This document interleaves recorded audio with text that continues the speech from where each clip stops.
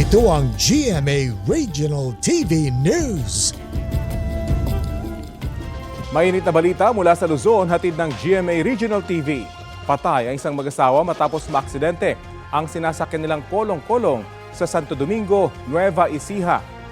Chris, paano sila nadisgrasya? Rafi, nabangga sila ng isa pang kolong-kolong na minamaneho ng isa umanong lasing na driver. Sa investigasyon ng pulisya, binabaybay ng kolong-kolong na lulan ang mga biktima at kanilang 7 taong gulang na anak ang Maharlika Highway sa barangay Malayantok. Kasunod nila ang nakabanggang kolong-kolong na nagtangka umanong mag-overtake sa kanang bahagi ng kalsada. Unang nahagip ng kolong-kolong ang isang big bike bago bumangga sa sasakyan ng mga biktima. Sa lakas ng pagbangga, napunta sa kabilang linya ang sasakyan ng mga biktima at nasalpok ng kasalubong na closed van.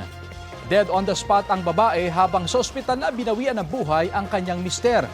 Nakaligtas naman ang kanyang anak na nagtamo ng iba't ibang sugat sa katawan.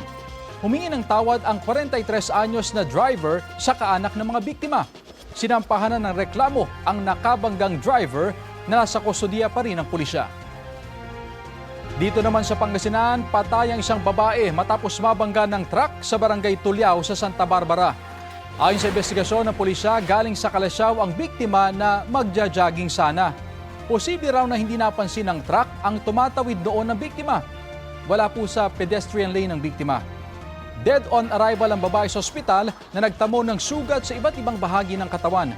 Nagkaroon na raw ng kasunduan ng kaanak ng biktima at driver ng truck. Wala silang pahayag.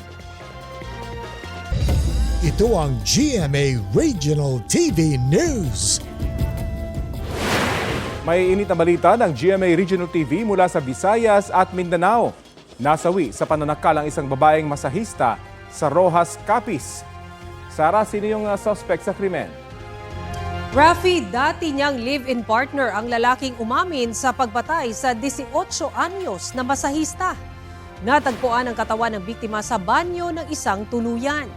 Dinala siya sa ospital pero nasawi habang nire-revive. Makalipas ang ilang oras, naaresto ang sospek sa Rojas City Airport. Kwento niya gumamit siya ng dummy account at kinontak ang biktima para kunwaring magpapamasahe. At doon niya ginawa ang pananakal. Nagawa niya raw iyon dahil hindi niya tanggap ang hiwalayan nila ng biktima. Naka-hospital arrest ngayon ang sospek na uminom ng lason matapos ang krimen. Desidido ang pamilya ng biktima na sampahan siya ng reklamo. Nagsampa ng mga reklamong kriminal ang Department of Environment and Natural Resources laban sa developer ng high-end residential project na The Rise at Monteraza sa Cebu City. Ang nasabing proyekto ang isa sa mga sinisisi ng mga residente sa matinding pagbaha nang manalasa ang bagyong Tino nitong Nobyembre.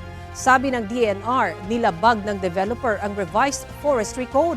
Sa inspeksyon ng DNR matapos ang bagyo, 11 puno na lang daw ang naiwan mula sa mahigit 700 puno noong 2022. Nilabag din daw ng developer ang 10 mula sa 33 environmental compliance certificates nito. Sinisikap ang kuna ng pahayag ang Mont Property Group, developer ng Monterazas project. Dati na nilang pinabulaanan ang sinabi ng DNR na nagputol sila ng mahigit 700 puno.